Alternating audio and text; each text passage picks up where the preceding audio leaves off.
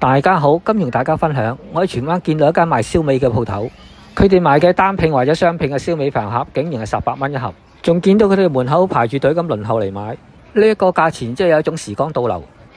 我本來諗住嚟呢個商場嘅酒樓飲茶同埋食午飯，嚟到呢個酒樓商場嘅樓下，見到佢哋燒味飯盒，居然係平到咁嘅價錢，我就決定唔去酒樓飲茶，買翻2盒雙拼燒味飯試下質素係點。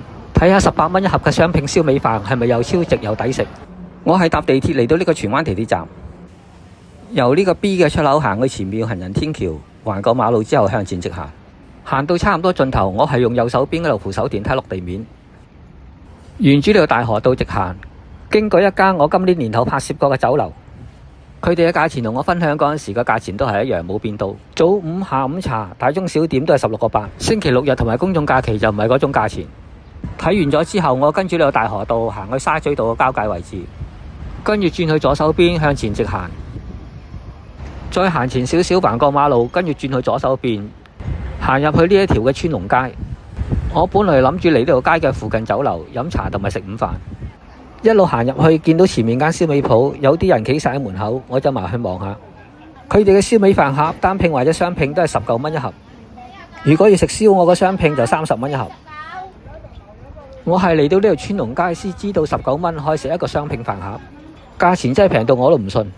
睇嚟價錢好似都幾實際，魚膠係45蚊一隻，燒肉係50蚊一嚿，油雞就係特價68蚊一隻，燒鴨就每一隻148，半隻嘅燒鴨就賣75。喺呢條街嘅另一邊仲有一間燒臘店，我見到門口仲企咗好多人喺度，我又行埋去睇下咩情況。呢間燒味鋪賣嘅燒味雙拼飯嘅價錢仲平，係18蚊一盒。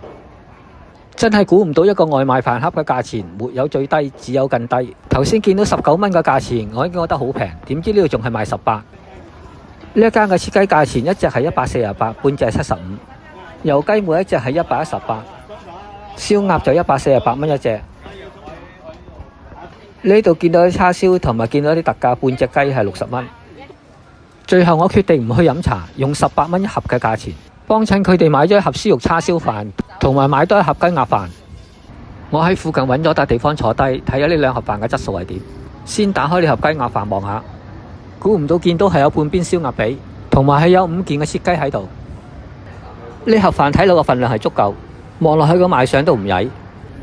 滗起一嚿嚟望下，覺得燒鴨皮都幾晶瑩，同埋都幾薄。入口嗰陣時鴨肉都算係幾嫩滑，鴨皮有少少脆脆地，同埋有啲油香嘅味道。切雞就斬得唔係好大件，同埋屬於雞背嘅位置，所以啲雞肉就唔會好多。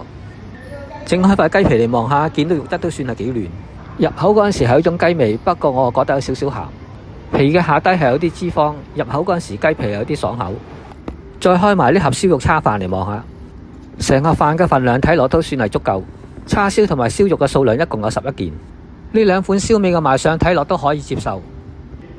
米飯嘅質素好似唔錯，睇落去都算係粒粒分明。不過呢一件睇落應該係屬於半肥瘦，同埋份量都算係大。呢一件叉燒切得就唔係好大件，肉質方面睇落去都算係唔錯。入口嗰陣時叉燒就唔會話好腍，但係又唔覺得韌。喺叉燒嘅面頭雖然冇淋啲醬汁上去，不過咬落去嗰陣時都仲有感覺到叉燒味。呢幾嚿燒肉睇落去就比較細嚿，同埋係有少量嘅肥膏。就咁樣望落去，見到肉質都算係幾好。入口嗰陣時，燒肉皮仲有少少嘅脆口，肉質係有嫩滑嘅口感，不過係帶有少少嘅鹹味。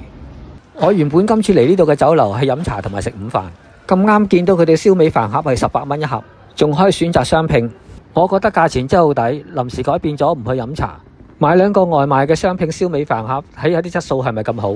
仲有就係成盒飯嘅份量，我個人覺得都幾足夠。各位，呢條影片就同大家分享到呢度，喜歡呢條影片嘅朋友請俾個 like我。未曾訂閱嘅請撳埋訂閱掣啊！下條影片見。